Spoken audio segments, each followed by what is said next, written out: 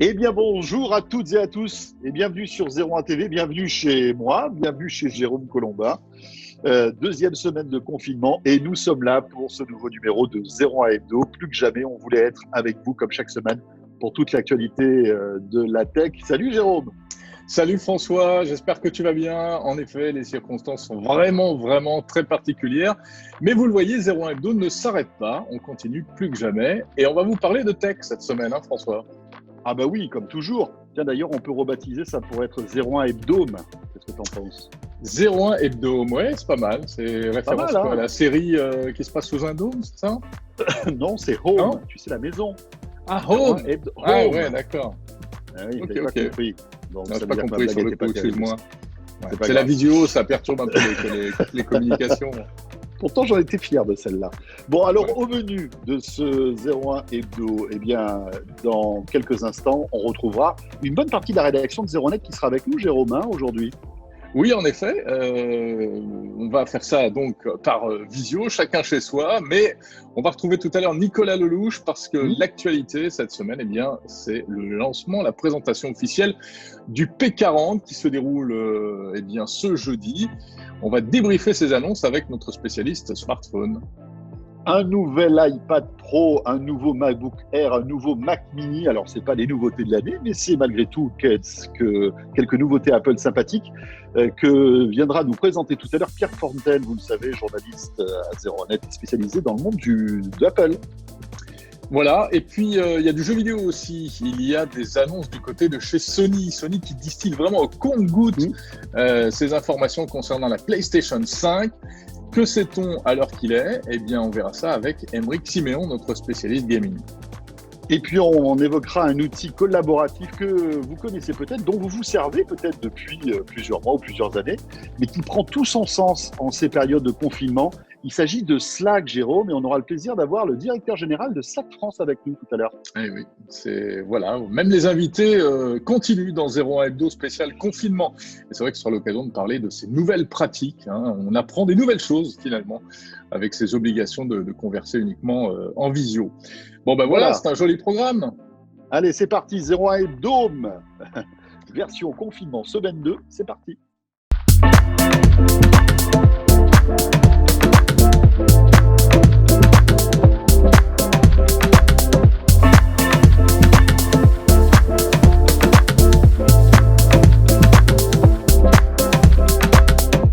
Oui, alors j'ai compris, c'est 01 Hebd Home avec une C'est ça. apostrophe, un H et compagnie. C'est ça la blague, hein? On est Exactement. d'accord.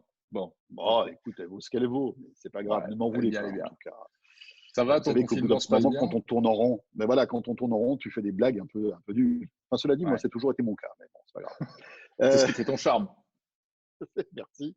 La question 01 net orange, Jérôme, qui elle ne s'arrête pas, elle continue, elle est confinée, mais elle existe. Ouais, alors d'abord la question de la semaine dernière. La semaine dernière, eh bien, on vous demandait si vous pratiquiez le télétravail.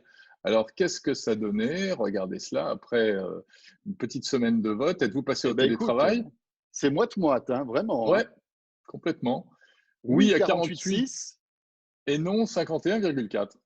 Ben voilà. Donc, ben, vous êtes un Intéressant. sur 2 dans ce sondage. Vous avez été plus de 500 à voter, à pratiquer le télétravail. Ben, c'est en tout cas une information intéressante. Tout à fait. Et dont on va reparler tout à l'heure donc avec notre invité, le directeur de Slack. Cette semaine, l'actu, c'est le P40 de Huawei. Alors, on vous pose la Oui, question, c'est une question un petit peu touchy, hein, parce que le sujet est quand même assez sensible. Vous savez que ce smartphone sous Android va sortir sans les services Google, hein, François. ouais. Et ça sera le deuxième smartphone de chez Huawei qui sortira sans les services Google. Rappelez-vous, à la fin de l'année, c'était le Mate 30 hein, qui était sorti. Eh bien, alors on met les pieds dans le plat. Jérôme, on y va. Hein. Notre question 01 Hebdo Orange de ce jeudi. Êtes-vous prêt à acheter un smartphone Huawei sans les services Google? Voilà. Allez-y, Voilà, vous pouvez y vous répondre. votez C'est sur Twitter. sur Twitter, hashtag 01hebdo01, hashtag Orange. Voilà, eh bien, je te propose qu'on démarre tout de suite avec l'actu de la semaine.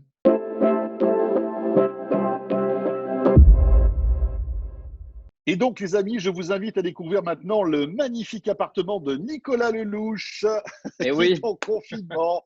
Salut Nico. Salut salut François, Nicolas. salut Jérôme. Ça va, tout va bien? Bon, Ouais, je vois Bah, on fait aller. que Hein. voilà, la déco est un petit peu sommaire aussi.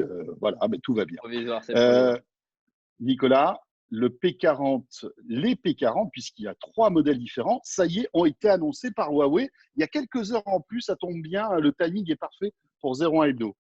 Tout à fait. On devait avoir à la base une immense conférence mondiale à Paris avec les journalistes du monde entier, avec Huawei qui devait débarquer en grand comité de Chine. Bon, au final, on a eu un coursier qui est venu dans mon hall d'immeuble me déposer 2 téléphones. Ah oui, Mais pareil. c'est pas grave, hein. On fait avec. Hein. J'ai en main le P40 Pro et le P40 tout court, donc qui est le petit modèle. Il y a un troisième modèle aussi, c'est une nouveauté cette année et ça n'avait pas fuité, donc du coup c'est important de le souligner, c'est le P40 Pro Plus. Voilà, Huawei aussi a du mal avec les noms. Hein. Tous les constructeurs ont de plus en plus de problèmes avec leurs produits ultimes. Et du coup, voilà, c'est les nouveaux smartphones haut de gamme de la marque chinoise qui, comme l'année dernière avec les P30, mettent énormément le paquet sur la photo. Alors, on Alors, Nico, on va se justement. souvient. Pardon, François, je t'en prie. C'est Non, compliqué. Hein, vas-y. Non, vas-y, Jérôme. Je t'en prie. Je t'en prie, Non, je t'en vas-y. prie. Non, vraiment. Je t'en ferai rien. Bon, alors, Nico, qu'est-ce que je veux dire? Oui, le P30 Pro de l'année dernière nous avait quasiment tous bluffés à la rédaction de 01. Mais C'était oui. vraiment l'un des smartphones de l'année 2019. Au niveau hardware, après on reviendra sur la partie moins réjouissante du soft, mais au niveau hardware, est-ce que Huawei tient ses promesses cette année avec ce modèle? Oui, encore une fois, c'est le premier conseil. Je l'ai depuis quelques heures, donc je n'ai pas eu l'occasion de le tester vraiment grandement sur la photo, tout ça. En plus, avec le confinement, vous vous doutez bien que je ne vais pas faire une petite attestation, je vais prendre des photos de monuments pour un test de smartphone, ça n'a pas exactement passé. Mais en tout cas, de ce qu'on peut voir et de la fiche technique, comme d'habitude, Huawei innove. Ils ne font pas comme les autres constructeurs, ils ne se contentent pas de mettre un plus grand capteur ou de changer certains éléments techniques juste pour faire joli. Là, il y a vraiment de l'innovation en photo. La nouveauté principale, c'est le capteur principal donc, du Huawei P40 Pro qui est immense. C'est du jamais vu pour un capteur de téléphone. C'est 1 sur 1,28 pouces. En comparaison de P30 Pro, qui en avait déjà un immense, c'était 1 sur 1,7. Donc, du coup, voilà, on a beaucoup une plus large surface. Donc, les pixels sont plus grands, il y a plus de lumière. Donc, du coup, ça améliore la qualité des photos nocturnes. Et Mhm. surtout, on a comme l'année dernière le capteur RYYB. Donc, en fait, l'idée, c'est de remplacer le vert par le jaune, ce qui, du coup, permet à plus de lumière de rentrer dans le capteur du téléphone. Du coup, les photos de nuit sont juste hallucinantes. J'ai essayé dans ma salle de bain, porte complètement fermée, entre un Galaxy S20, un Pixel, un iPhone et le P40 Pro. Il n'y a rien à dire. Sur le P40, on peut lire l'étiquette d'un produit. Sur les autres, on devine rapidement les couleurs. Donc, encore une fois, Huawei, sur la photo, de nuit en tout cas, bah, voilà, ils sont vraiment très, très forts.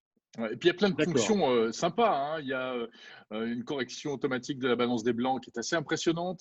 Il Oui, y a un tout à système fait. aussi pour éviter le photobombing. Hein. Oui, oui, bien sûr. Il y a un système, ça c'est inspiré de Google pour le coup. C'est assez rare que Huawei se serve chez les autres en photo. Ils ont plutôt l'habitude d'être les premiers.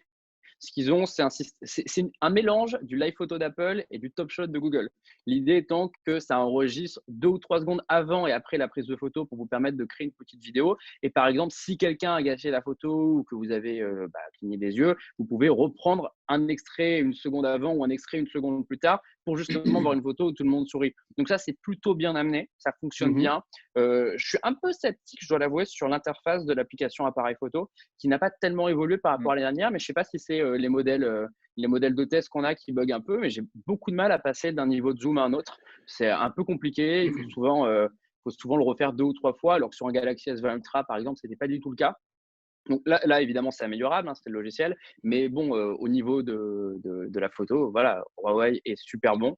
En Et voilà, je matière viens de de parler, zoom, Nico, c'est encore c'est ça, mieux. Alors, on se souvient du P30 Pro qui montait jusqu'à un zoom 10x qui était hybride. c'est ça. Je crois Et qu'après, on avait du 30x, hein, si mes souvenirs sont 40 bons. numériques de mémoire, je crois. C'était Voilà, peut-être c'est 40 ça. numériques et Oppo est à 50. Et le P40 Pro fait mieux encore? Le P40 Pro fait mieux. Je vais faire une petite présentation de chaque modèle de la gamme Mhm. rapidement en zoom.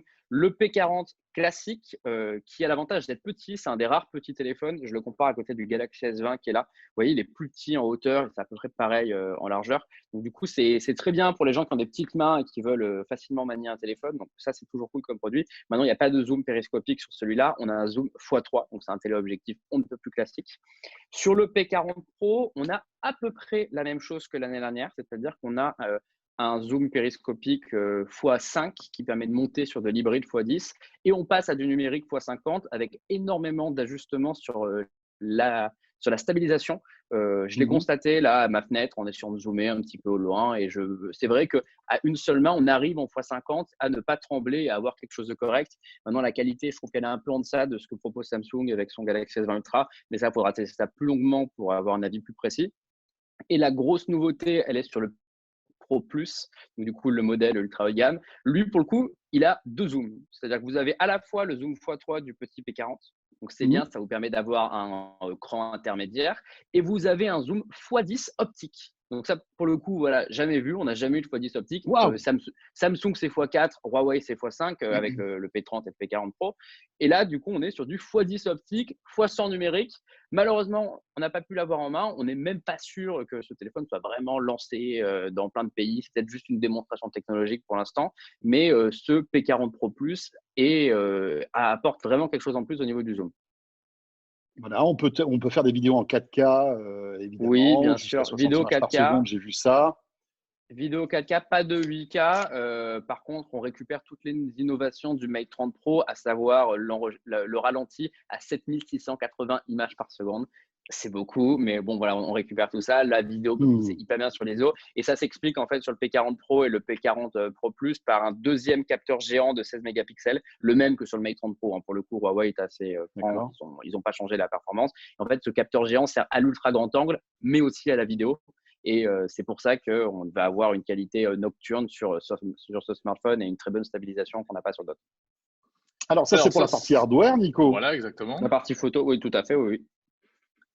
Mais là où le bas blesse, c'est sur le soft, évidemment. C'est ça, on peut avoir le meilleur hardware du monde. On n'a pas cité le processeur Kirin 990, la Wi-Fi 6, la 5G sur tous les modèles, un écran 90 Hz, voilà, pour faire vite. Mais il est 5G, problème, il est 5G. Il est 5G. Et les 3 modèles sont 5G, c'est important. Même le petit P40, le petit P40, c'est ça. Je ne savais plus P30, P40. Le petit P40 est 5G, donc ça, du coup, ça c'est bien. Mais le problème, c'est que Huawei a toujours un problème de taille. Ils n'ont pas Google. La situation n'a pas l'air de s'améliorer du tout. Les États-Unis détestent toujours autant Huawei. Donc, du coup, ce qu'ils essayent de créer, on en a parlé à plusieurs reprises dans les émissions de 01net, c'est leur propre écosystème concurrent de celui d'Apple et concurrent de celui de Google. Donc, ils veulent être la 3e grande marque. Alors, encore une fois, on n'est pas là pour critiquer leur mission. C'est un gros projet. Ça peut fonctionner, même si ça va être compliqué. Le problème, c'est qu'à l'heure actuelle, on a un peu des bêta-testeurs de tout ce procédé. Et il faut reconnaître que sur mes premières heures avec le P40 Pro, la configuration, cloner mes applications de mon ancien smartphone Android vers le P40 Pro, la plupart, elles ont échoué. Il y a eu un bug. Aller sur l'App Gallery pour récupérer des applications, la plupart des applications ne sont pas sur l'App Gallery. Du coup, il faut télécharger des APK sur des sites tiers. Sauf que ces APK, il n'y a pas de mise à jour automatique. Parfois, vous lancez l'APK, vous avez l'impression que ça marche bien, et après, vous avez un pop-up. Désolé, il faut les services Google Play pour accéder à cette fonction. Dans d'autres cas, comme CityMapper, l'application, elle ne s'ouvre même pas. Donc, on a un peu le même cauchemar logiciel qu'avec le Mate 30 Pro. C'est qu'on est complètement bloqué. On a beau avoir le meilleur smartphone du monde, le meilleur hardware du monde, sans logiciel. Et pourtant, Nico, Huawei s'évertue à communiquer sur l'App Gallery avec de nouveaux partenariats qui ont été signés, notamment avec toutes les applis Facebook, Instagram, WhatsApp, etc. Snapchat, des applis françaises aussi qui sont présentes. Mais ce n'est qu'une petite goutte d'eau par rapport à toutes les applis dont on se sert au quotidien. C'est ça, il en manque beaucoup. Et dans le cas de Facebook que tu as cité, par exemple, il n'y a pas de vrai partenariat entre Huawei et Facebook. Ce qu'il y a, c'est qu'ils ont intégré, quand vous tapez Facebook ou WhatsApp ou Messenger dans l'App Gallery, vous avez un lien qui vous redirige vers le site de Facebook pour télécharger l'APK. Et du coup, il n'y a pas de mise à jour avec ça. Donc, du coup, on a l'application une fois, mais dans 6 mois, il y aura peut-être une faille de sécurité et vous n'aurez jamais… Que de temps en temps, il faut aller vérifier sur le site pour voir si l'APK n'a pas changé. Il faudrait retélécharger son APK soi-même et c'est un peu problématique. Il y a aussi d'autres partenariats, citons notamment, pour le coup, en plus, c'est avec nous, c'est avec télécharger.com qui appartient à l'univers 01net.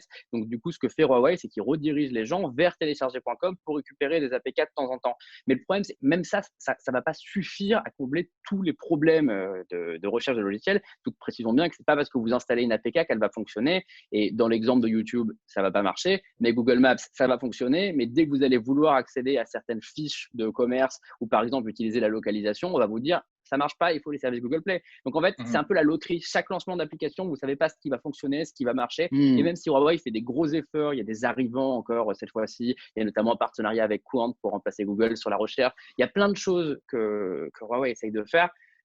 Ça reste vraiment incomplet. Et c'est un peu dommage. Alors, moi, je vais vous dire un truc. Bon, c'est entre la provoque et puis le véritable constat. Ce smartphone, en réalité, c'est peut-être le smartphone idéal pour ceux qui veulent couper les ponts avec Google.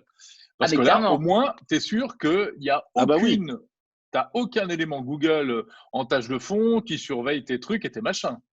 C'est peut-être un avantage malgré tout. Pour celui qui n'aime pas Google, il vaut mieux avoir un téléphone Huawei. C'est marrant parce que j'ai posé justement cette question aux gens de Huawei il y a quelques jours pour savoir si pour eux, ils comptaient justement faire un peu de communication là-dessus et se présenter comme l'anti-Google. Et pas du tout. En fait, ils veulent se fâcher avec personne. Ils veulent pas se fâcher avec Google. Donc du coup, ils veulent pas créer la communication en mode nous, on vous espionne pas, nous, on fait pas. Ils veulent vraiment rester en mode Google est notre ami. On peut pas travailler avec eux. Tant pis, on essaye de vous proposer des alternatives. Il y en a une autre d'ailleurs qui m'a amusé. L'alternative, c'est je me rappelle maintenant, il s'appelle MeTime. C'est une sorte de FaceTime qui a fusionné avec Google Duo. Donc, l'idée, en fait, c'est d'avoir un service d'appel vidéo intégré au téléphone Huawei pour que vous puissiez contacter votre ami qui est Huawei en vidéo, vu qu'il n'y a pas Google Duo sur ce téléphone. C'est assez bizarre, d'autant plus que ça m'a l'air très fermé pour l'instant. C'est pas ouvert aux autres smartphones, par exemple. Ouais. J'ai du mal à le voir s'imposer. Je pense qu'il ne doit pas avoir grand monde qui doit se servir de cette appli aujourd'hui. Ouais, peut-être en Chine, qui sait, hein, peut-être. Peut-être, oui, bien sûr, on peut leur souhaiter. Il y a d'autres services, Huawei Music aussi, qui vient concurrencer Spotify et Apple Music et Deezer. Bon, Nico, pour terminer, est-ce que on peut conseiller, tous ceux qui nous regardent, est-ce qu'on peut leur conseiller ce P40? Très compliqué à dire. Disons qu'on va laisser à Huawei une chance avec un test comme avec les autres smartphones qu'on reçoit. Maintenant, à l'heure actuelle, ça serait mentir et ça serait irresponsable de ma part de dire aux gens foncez et allez dépenser 1 000 € parce que voilà, on est quand même sur des smartphones qui coûtent près de 1 000 € pour un téléphone qui ne va pas fonctionner à tous les coups, d'autant plus qu'on ne sait pas comment Google va continuer à resserrer les vis autour de Huawei. Par exemple, sur le Mate 30 Pro, on pouvait installer clandestinement les services Google sur son téléphone. Sur le P40 Pro, maintenant, il y a un warning et Google bloque du côté des serveurs l'installation des services Google. Donc, disons qu'au fur et à mesure, ça semble de plus en plus compliqué pour Huawei. Oui, les taux se resserrent. Hein. Disons que si vous voulez un excellent smartphone pour prendre des photos, mais vous n'avez pas besoin de carte de navigation, peut-être que c'est un excellent produit. Mais pour avoir un produit vraiment complet, j'ai un petit peu peur que ce soit encore limité. Et d'autant plus que… On verra. Après, peut-être que je reviendrai dans quelques semaines vous voir en vous disant que j'ai changé d'avis et que ce monde sans Google est parfait. Mais le premier essai me laisse très dubitatif. Merci Nico. Merci à tous les deux. Beaucoup. Merci. Test à lire.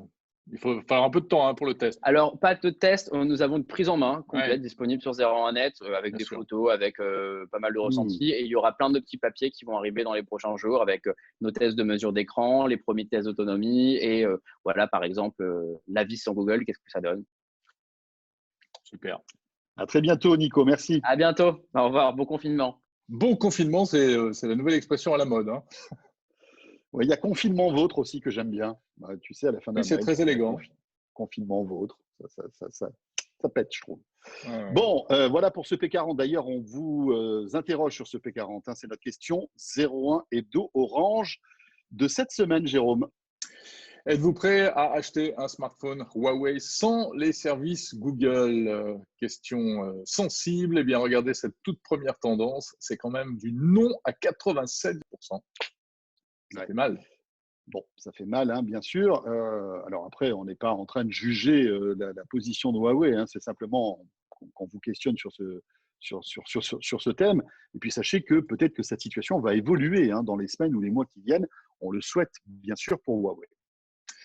Jérôme, alors, on va parler maintenant donc d'un outil collaboratif qui a explosé ces dernières semaines et ces derniers mois. Exactement, confinement oblige, de plus en plus de gens font du télétravail ou tout simplement apprennent à communiquer les uns avec les autres avec des outils qu'ils n'utilisaient pas forcément au quotidien. Et donc, il y a un outil qui est très, très connu, notamment chez les startups. Dans les startups, c'est très utilisé. C'est une star de la Silicon Valley. C'est le logiciel, la plateforme Slack. Et nous allons tout de suite découvrir Slack avec le directeur général de Slack France.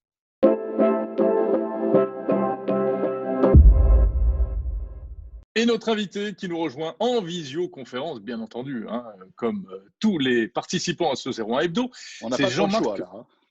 En effet, Jean-Marc Gauthéreau, directeur France de la société Slack, qu'on est très heureux de recevoir. Bonjour Jean-Marc. Bonjour Jérôme et François, merci de votre invitation.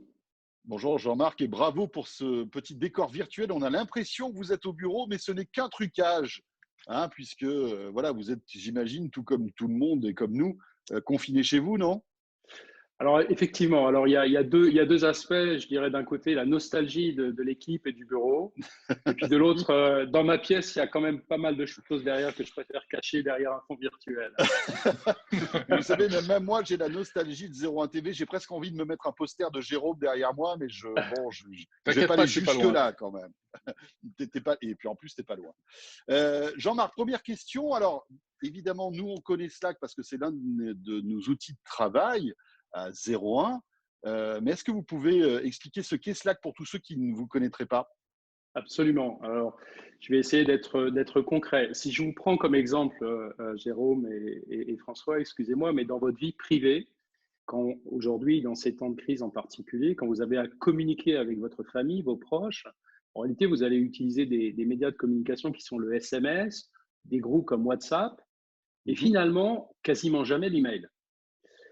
Quand on regarde maintenant le monde professionnel, le monde de l'entreprise, des organisations, on est dans la situation inverse, c'est-à-dire qu'on a des avalanches d'emails. Dans mon job précédent, j'avais jusqu'à 300 emails par jour. 300 emails par jour de choses à traiter, d'alertes, de dossiers, de demandes de validation, etc., etc. Alors Slack, c'est quoi ? C'est simplement une plateforme collaborative organisée par canaux qui permet de s'affranchir de l'email et de travailler dans un monde beaucoup plus fluide, agile et moderne. Alors, en ce moment, avec la crise du coronavirus, l'obligation de confinement, l'obligation de faire de plus en plus de télétravail, mais même au-delà de communiquer avec ses amis, sa famille, etc., est-ce que vous constatez un boom de l'utilisation de Slack ? Oui, alors d'abord, je voudrais bien évidemment exprimer tout mon soutien aux personnes touchées, aux familles, aussi au personnel hospitalier qui est en première ligne.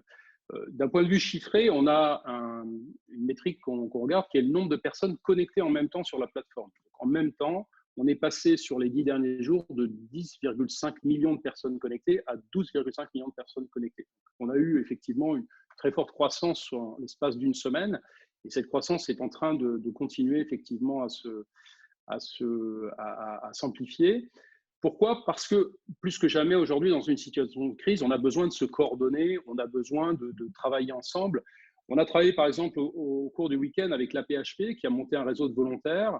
Vous avez des urgences de télémédecine, vous devez aider des patients qui sont dans des situations difficiles et vous avez des milliers de volontaires qui sont disponibles. Donc on va simplement par les canaux mettre un certain nombre d'actions dans les canaux et les volontaires vont pouvoir s'inscrire et prendre des actions et mettre à jour le statut de l'action dans chaque canal. Donc, on va pouvoir coordonner très rapidement des milliers de personnes pour faire des tâches extrêmement diverses dans un monde qui pourtant est aujourd'hui extrêmement difficile.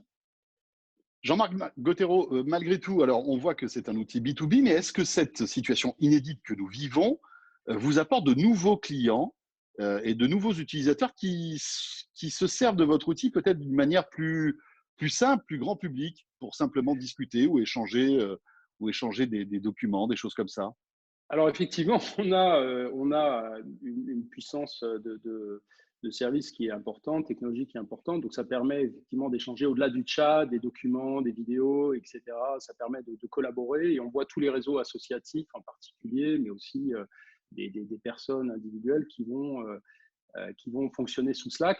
Alors, je peux vous assurer que les jeunes, les étudiants, j'ai une amie dont la fille a créé un Slack pour son CM2. Donc, vous avez des canaux comme demander à la maîtresse, progresser en maths, et puis vous avez le fameux canal papoter à la récré, n'est-ce pas? Donc, en réalité, c'est presque générationnel, mais je dirais qu'on l'a déjà découvert avec des outils comme WhatsApp. C'est WhatsApp puissance 1000. et ça permet de s'organiser, ça permet d'accéder à l'information, ça permet de traiter les sujets de façon beaucoup plus fluide. Et ça s'applique en réalité à toutes les activités humaines aujourd'hui. Mhm. Jean-Marc Gottero, alors il existe plusieurs solutions comme les vôtres, pas beaucoup, mais quelques-unes. Il y a notamment Microsoft Teams, qui a beaucoup de succès en ce moment, qui est un concurrent finalement de Slack. Est-ce que pour les gens qui utilisent toutes ces solutions, vous avez des conseils à donner? Est-ce qu'il y a des pratiques à adopter, des choses à faire et d'autres à ne pas faire? Alors, je dirais qu'aujourd'hui, on se retrouve dans la situation où de nombreux utilisateurs rentrent dans ce monde du collaboratif digital. Et des utilisateurs notamment novices et qui vont dans les jours qui viennent découvrir ces outils. On est là pour les aider. Alors effectivement, il y a un certain nombre de bonnes pratiques. Je dirais d'abord, c'est la fréquence d'interaction dans les canaux, c'est de véritablement développer. On a besoin aujourd'hui d'être connecté et d'être en relation avec les autres, avec ses équipes, avec son entreprise. Donc il y a une notion de surcommunication peut-être. Les entreprises ont un rôle de créer des canaux qui vont en fait couvrir l'ensemble des salariés, de leur donner des informations sur la situation du Covid, quoi faire, quoi ne pas faire, les choses à éviter. On a également des canaux de Q&A, donc de réponses, d'interaction qui vont permettre d'échanger. En ce qui concerne, par exemple, mon équipe, si je prends un cas concret, on a énormément de situations extrêmement diverses. On a des personnes qui sont seules chez elles, on a des personnes qui sont en famille, on a des personnes qui sont à la campagne. Donc, on utilise beaucoup le statut de présence pour indiquer si la personne est disponible ou pas. Ça permet de ne pas déborder sur la vie privée. Et puis, de valoriser, d'aller en fait chercher de l'engagement auprès des personnes, de ne pas laisser les gens isolés chez eux, mais de stimuler les échanges, d'avoir des échanges ouverts, de partager les ressentis. Donc, on a un gros usage qui est autour des échanges et de la collaboration entre personnes. Les emojis aussi sont beaucoup utilisés pour donner du feedback. C'est assez sympa. Donc, tous ces outils, en fait, il y a des guides de bonnes pratiques que vous trouvez sur le site de Slack qui vont vous permettre très rapidement de mettre en place ces outils de collaboration modernes. Finalement, Jean-Marc, peut-être pour terminer, si on essaie de tirer quelque chose de positif de cette situation dramatique qui nous arrive, est-ce que ce n'est pas finalement le fait que, en étant obligé d'être confiné, on va se servir de nouveaux outils qu'on ne connaissait pas auparavant? Alors, ça peut être Slack, ça peut en être d'autres, et pousser peut-être de futurs utilisateurs vers ce nouveau mode qui est génial, qui est le télétravail et qui est voilà, toutes ces applis qui nous permettent de communiquer à distance et que cette personne ne connaissait peut-être pas avant? Absolument. Alors, dans chaque crise, il y a des opportunités. Et là, c'est l'opportunité, effectivement.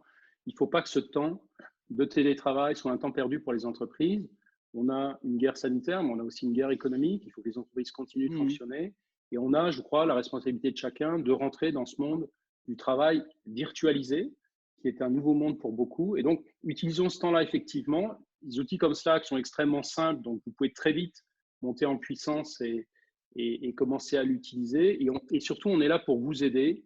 On est là pour partager les bonnes pratiques. Et on est mobilisé et déterminé pour aider toutes ces nouvelles personnes dans Slack à avancer très vite sur le chemin de la modernité digitale. Eh bien, très bien. Merci beaucoup, Merci. Jean-Marc Gottero, directeur France de Slack. On a été ravis de recevoir dans 01 Hebdo. Merci à vous et merci pour votre émission. Merci.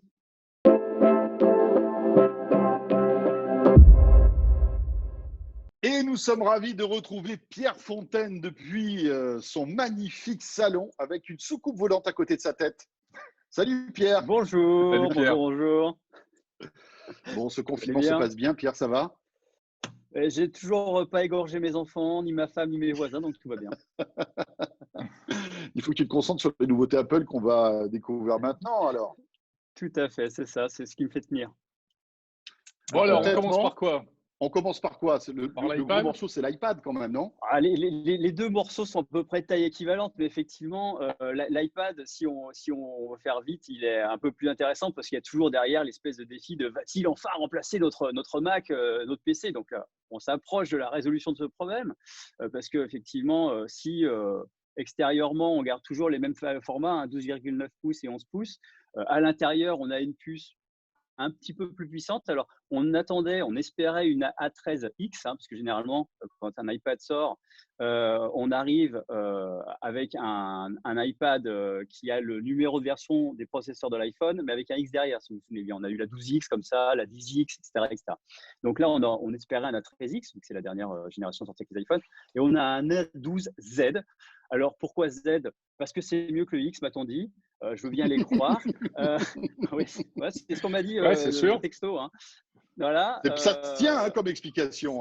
complètement. Ça se tient, Alors, il y a quand même évidemment des évolutions dans cette puce, et donc un peu plus puissante que la 12X. Et puis surtout, c'est la première fois que c'est une puce qui a 8 cœurs graphiques. On a 8 cœurs principaux pour le CPU et pour la première fois 8 cœurs graphiques. Ce qui veut dire qu'a priori, elle devrait assez méchamment dépoter pour les jeux, pour les rendus graphiques, etc. etc. Voilà. Donc, ce n'est pas une puce qui est complètement esselée dans son coin. Ensuite, les autres évolutions, il y a un progrès du côté de la caméra arrière. Alors, il y avait certaines rumeurs disaient on va avoir les mêmes modules que sur les iPhones de dernière génération. En fait, on a un ultra grand angle qui vient s'ajouter. Avec un capteur de 10 mégapixels et pas 12 mégapixels comme sur les iPhones. Donc, ça va permettre quand même de cadrer différemment les choses, de travailler éventuellement à faire un petit peu de réalisation vidéo avec cette nouvelle optique. Bon, pourquoi pas. Mais la grosse nouveauté de ces modules arrière, c'est l'apparition d'un LiDAR. Alors, c'est pas un TOF, vous savez, les time of flight, les capteurs time of flight qui permettent de mesurer la profondeur de l'environnement, même si c'est un peu la même fonction. En fait, ce LiDAR, il va surtout être utilisé pour tout ce qui est réalité augmentée, parce qu'il va être possible, grâce à une plus grande précision du mappage de l'environnement, de positionner des objets virtuels dans un environnement réel avec beaucoup plus de précision. Voilà. Donc ça, c'est des nouveautés, on va dire, photo. Et puis, après, il y a deux pans qu'il faudra voir une fois qu'on les aura pris en main. D'une part, c'est l'évolution d'iPadOS, donc le système d'exploitation de l'iPad, qui supporte un petit peu plus clairement et de manière intégrée le trackpad, donc souris, on va dire. Donc, c'est-à-dire que maintenant, son interface, on va pouvoir l'utiliser dans le texte et sur certaines interfaces, utiliser une souris externe ou le nouveau clavier qui a été introduit en même temps, le Magic Keyboard. On va pouvoir se déplacer dans l'interface avec le curseur qui s'adapte. On pourra sélectionner plus précisément du texte parce que iPadOS le gère. Et donc, la deuxième grosse nouveauté, effectivement, c'est le Magic Keyboard qui est quand même vendu une petite fortune. C'est 399 € pour le modèle 12 pouces et 339, 339 pour le 11 pouces. Mais je crois qu'on peut féliciter Apple. Ça y est, ils nous vendent le clavier le plus cher au monde. Ça y est. Voilà. C'est possible. Alors, c'est vrai que c'est un clavier qui est quand même, je ne sais pas si on a vu les photos, etc. C'est un clavier qui a de la gueule parce que l'iPad il est plus posé comme avant dans une petite encoche. Entre guillemets, il est maintenu sur une charnière à hauteur il des flotte yeux. dans l'air. Voilà, il lévite. Oui, bien sûr. Dans une aura de lumière. Voilà, il y a ce petit adaptateur, le clavier est rétroéclairé, etc. Donc, il y a des plus, il y a des progrès par rapport au clavier, au smart keyboard qu'on avait jusqu'à présent. Mais c'est vrai que la note est un petit peu salée. Un petit peu salée. Juste un mot pour terminer sur les iPads avant de passer au MacBook Air et au Mac Mini. Il est d'ores et déjà disponible puisqu'il sort le 25 mars. Et alors, paradoxalement, pas dans les Apple Store puisque les Apple Store sont fermés. Où est-ce qu'on va pouvoir le trouver, cet iPad, si on veut l'acheter de toute façon, on est confiné, donc peut-être normalement, il est possible d'acheter en ligne en espérant être livré. Normalement, c'est sur les stores, le store officiel Apple. Après, c'est est-ce que le service de livraison qui amènera le produit du stockage, du lieu de stockage à chez vous fonctionne? Est-ce que c'est une bonne idée d'exposer des gens à faire des livraisons dans le contexte de pandémie? Ça, c'est une autre question. C'est pas à moi d'y répondre, mais voilà, on peut y réfléchir en tout cas. Oui. Mais normalement, il est possible de l'acheter en ligne. Alors, nouveauté aussi, c'est le nouveau MacBook Air, donc, c'est ça? Oui, le nouveau MacBook Air. Alors, le nouveau MacBook Air, c'est donc la troisième génération de MacBook Air, entre guillemets, Retina. Vous vous souvenez, il y avait les MacBook Air que tout le monde a apprécié pendant des années, mais qui avaient vraiment un écran qui était devenu, on va le dire, dégueulasse à la fin, hein, c'était plus acceptable. Donc c'est la 3e génération, mais le problème c'est que les 2 premières générations manquaient de coffre, manquaient de processeurs suffisamment puissants pour faire autre chose que du traitement de texte, de la navigation, enfin on va dire les basiques du quotidien, et de préférence pas trop en même temps. Donc là, Apple a apparemment un petit peu entendu les plaintes des utilisateurs, puisque déjà, ils ont doublé la taille du stockage. Hein, le modèle 128 Go disparaît, on commence à 256 et 512. Ce qui veut dire qu'on n'aura plus de problème, parce que je ne sais pas si vous avez travaillé avec un disque de 128 gigaoctets. Si vous installez beaucoup de programmes, pour peu que vous ayez besoin de temps en temps d'aller faire un tour sur Windows, donc d'avoir une petite partition Windows, parfois certaines mises à jour étaient vraiment problématiques. Donc là, a priori, avec ces 256 gigaoctets, en faisant pas trop les fous, ça devrait être possible. Et puis après, le prix évolue ou pas? Le prix ne bouge pas d'un iota, non. Et les prix donc on en a plus pour le même prix, quoi, finalement. C'est ça, voilà. Oui, c'est ça, voilà. On maintient, les prix sont maintenus, ça commence à 1200 et ça finit à 1200, 1500 pour les 2 modèles. Donc voilà, donc la deuxième nouveauté, c'est les processeurs. Apple passe à des processeurs de 10e génération, des Core Intel de 10e génération. Donc on a un Core i3, un Core i5. Alors, ce qui est intéressant à noter, c'est que pour la première fois dans l'histoire du MacBook Air, on a un processeur quad-core dans la machine pour le modèle en Core i5 et Core i7, sachant que le Core i3 est seulement en bicœur. Donc, c'est une première. Alors, est-ce que ça apportera la puissance qui manquait aux générations précédentes? On peut l'espérer, sachant que la quantité de RAM de départ est toujours à 8 Go, ça ne bouge pas. Donc voilà. Et puis ici, il y a quand même un petit truc qui m'a moi un petit peu chagriné, mais ça m'avait déjà chagriné au moment de l'annonce du MacBook Pro 16 pouces en fin d'année dernière, c'est que Apple n'a toujours pas misé sur du Wi-Fi 6. On se retrouve toujours avec du Wi-Fi 5, alors que normalement, même si effectivement après c'est aux fabricants de choisir les modules qu'ils mettent dans ces machines. La 10e génération de Core est livrée avec une plateforme qui est pensée pour le Wi-Fi 6. Donc, on se retrouve avec une machine qu'on achète en 2020, alors que ça fait quand même maintenant, on va dire, 1 an et 3-6 mois qu'il y a des routeurs Wi-Fi 6 qui sont mis sur le marché. On se retrouve avec une machine neuve qui est toujours Wi-Fi 5. Alors, ça marche, pas de souci, mais ce n'est pas optimal pour une évolution dans le futur. Mais ça pourrait être. Très bien. Et on termine avec le Mac Mini. Alors, bon, là encore, nouveauté, c'est pas le produit le plus vendu de chez Apple, le Mac Mini, mais il a le mérite d'exister. C'est tout à fait. Le tout petit PC d'Apple. Voilà, en fait, c'est un PC qui est d'ailleurs un peu été repositionné parce qu'il est plus vendu du tout comme ça a été, si on se souvient bien, c'était le premier Mac à moins de $500. C'est plus du tout le positionnement. Maintenant, c'est plus orienté professionnel. Avec Apple le vend, enfin les personnes d'Apple qu'on rencontre le vendent régulièrement généralement comme un ordinateur stackable, c'est-à-dire vous en achetez 6, vous les mettez en rack et puis après vous en faites une ferme de calcul ou d'export pour Final Cut ou genre de choses. Donc, effectivement, on est beaucoup plus orienté pro. Et la nouveauté donc, de ces Mac Mini, c'est rien. En fait, c'est juste l'augmentation du stockage par défaut qui est doublée. C'est une fois encore le 128 disparaît, 256, etc. D'ailleurs, en parlant de stockage, c'est vrai qu'on n'en a pas parlé sur l'iPad, mais le modèle 64 Go disparaît au profit d'un 128 Go par défaut au même prix. Ce qui fait que les iPads, attention incroyable, en fait, baissent de prix du coup. Parce que si le prix d'entrée à 128 est maintenu, tous les autres baissent de 60 €. Et voilà, c'était le cadeau d'Apple. Et oui, voilà, il fallait le dire quand même. C'est cool, ça fait un 5e du prix du clavier. Magic Keyboard. Donc, ça va, c'est sympa. C'est très bien, merci beaucoup. Merci Tim Cook.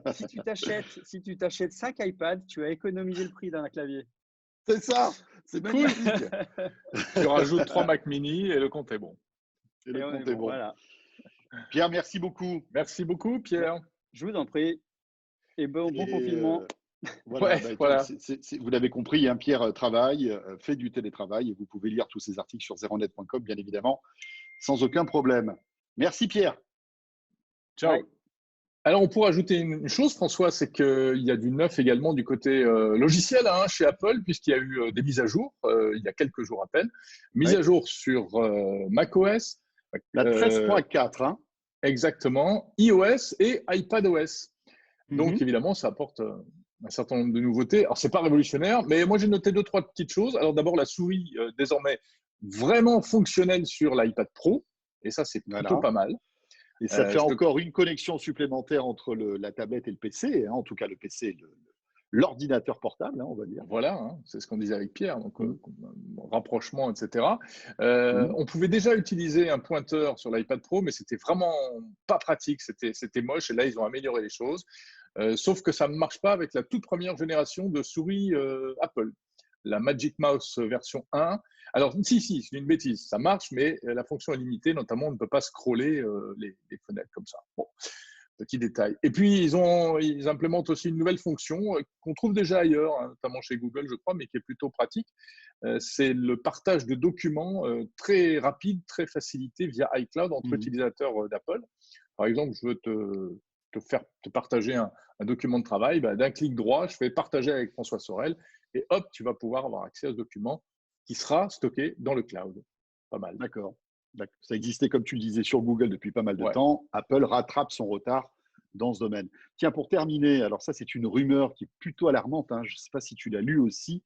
Il semblerait que les nouveaux iPhones qui sont prévus en Ouais. septembre pourraient être retardés, Jérôme, du fait de tout ce qu'on est en train de vivre actuellement. Alors, ce n'est qu'une rumeur, hein. Apple n'a pas commenté évidemment cette information, mais plus cette crise sanitaire dure, et plus, sans doute, la date de sortie de ces iPhones va être retardée. Rappelons que Apple sort toujours en septembre les nouveaux iPhones. Est-ce que cela, ce sera vraiment décalé? Est-ce que ce sera toujours fin 2020 ou plutôt 2021? C'est vraiment là la question qu'on peut se poser, hein. Et oui, les bouleversements et vraiment Mmh. les grosses modifications dans le planning des sorties high-tech se multiplient. Bon, en revanche, les Alors, annonces continuent. oui, et puis elle, je pense pas qu'elle sera décalée. Enfin, cela dit, on est à l'abri de rien, hein. Ouais. Mais cette PlayStation 5, bien voilà, et dans les starting blocks, elle est prévue pour être disponible pour les gamers à la fin de l'année. Et on a pas mal de news, et c'est Émeric Siméon qu'on va retrouver tout de suite et qui va nous présenter tout ça.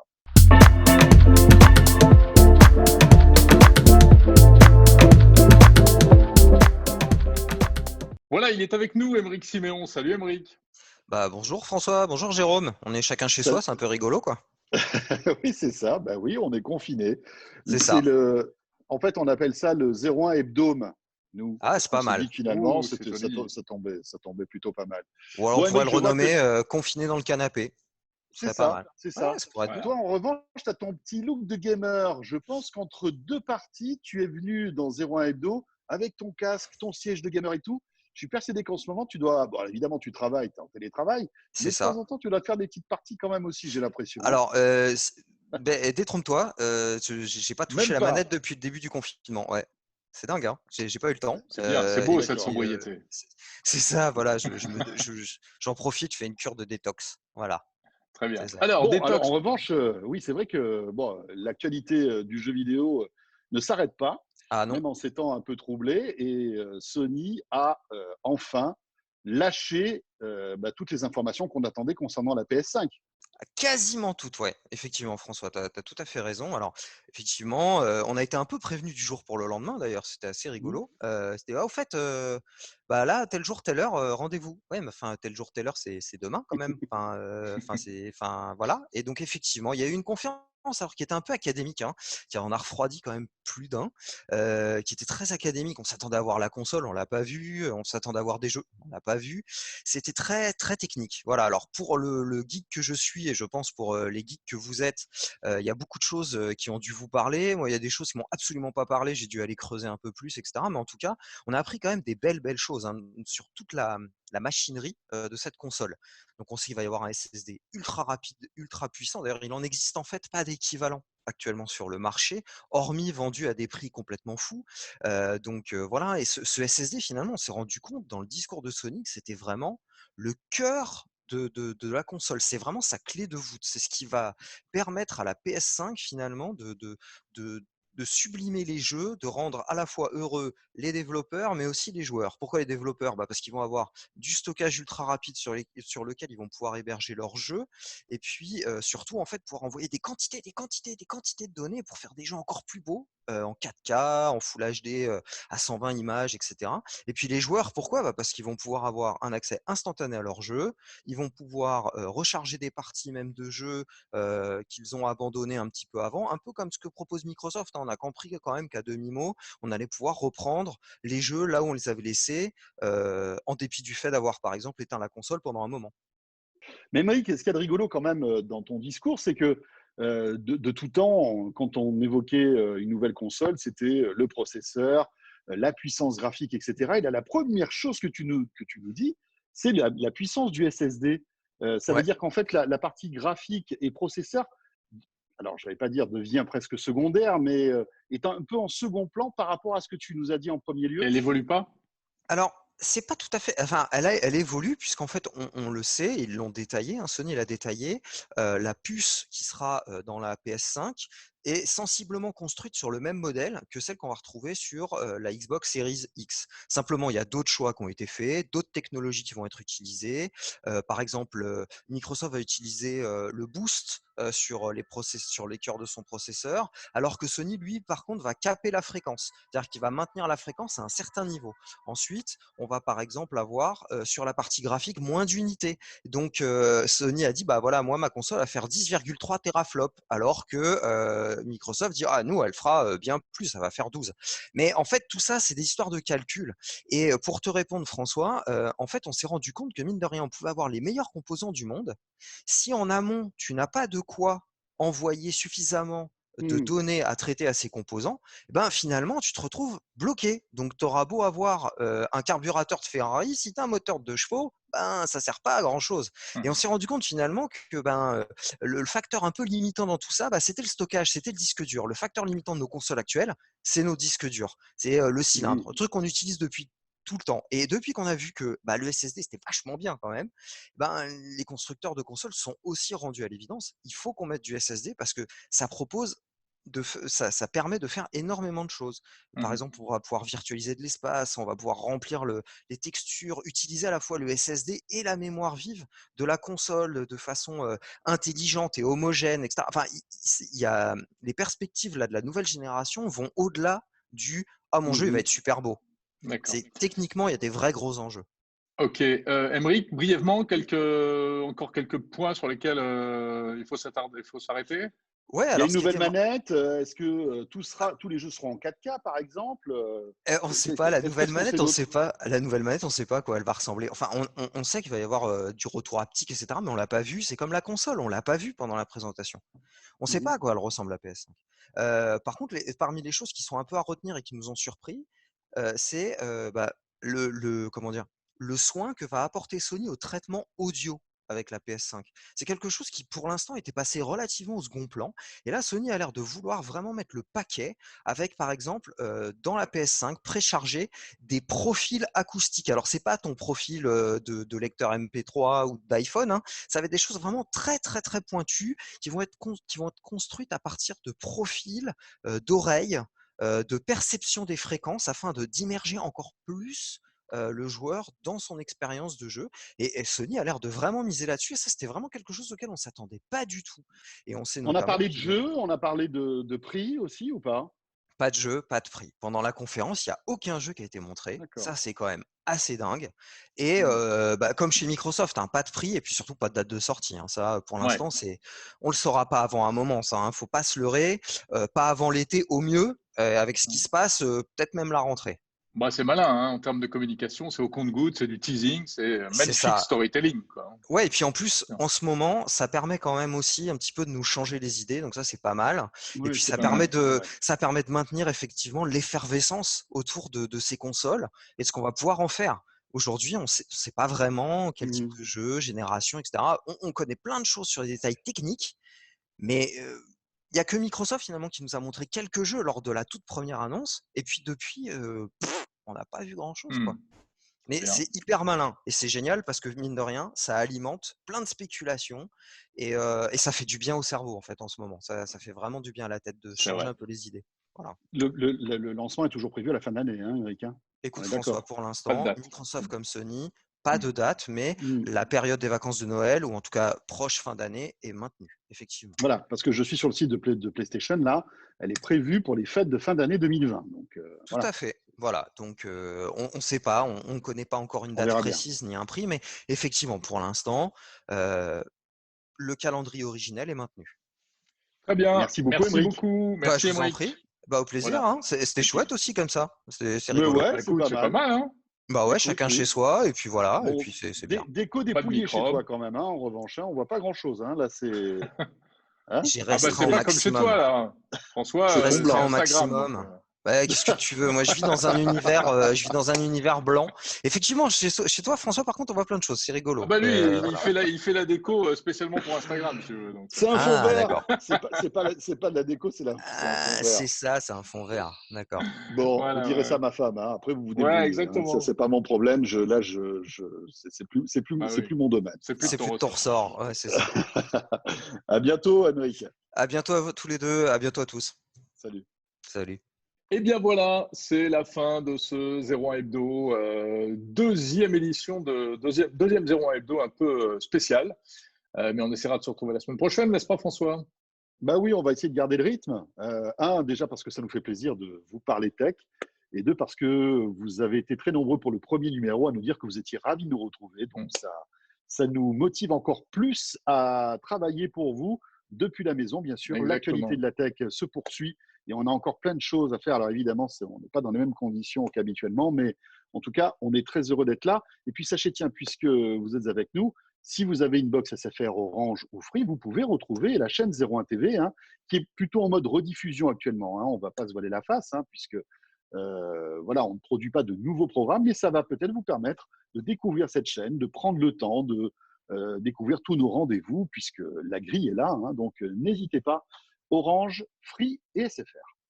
Un dernier petit tour du côté de la question 01 Hebdo Orange avant de nous quitter. Êtes-vous prêt à acheter un smartphone Huawei sans les services Google? Vous voyez, c'est toujours un raz-de-marée négatif. Hein. Voilà, à l'heure où on enregistre ce rendez-vous, voilà, on est à 87,13 à peu près. Hein. Est-ce que ça va évoluer? On fera le point la semaine prochaine, Jérôme. Exactement, vous avez toute la semaine pour continuer à voter. Ça nous intéresse vraiment d'avoir votre point de vue sur cette question assez spéciale. Voilà, merci beaucoup de nous avoir suivis.